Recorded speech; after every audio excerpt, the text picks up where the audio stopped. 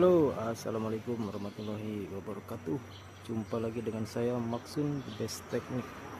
Kali ini kita ngelihat pembuatan dam truk ya. Posisinya ini masih merangkai bagian sasis dam dan juga sasis bak. Oke. Jadi di sini sasis dam sama sasis baknya itu didobel ya.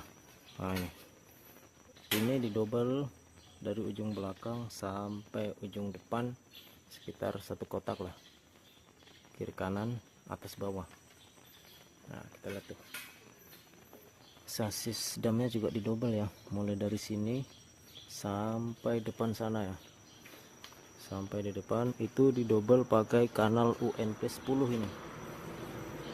Sasis bak sama sasis dam itu kan pakai kanal UNP 12, kemudian didobel pakai UNP 10, dimasukkan ke dalam, kemudian nanti dilas di sini ya.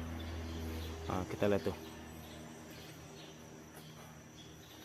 Jadi kanal UNP nya itu dobelannya dari sini sampai ujung belakang atas bawah. Nah, kalau yang bawah dari situ sampai sini didobel.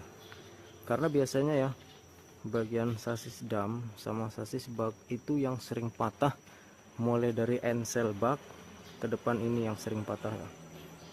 Nah, dari hidrolik ke depan itu nggak pernah patah, jadi cukup sampai di situ dobelannya.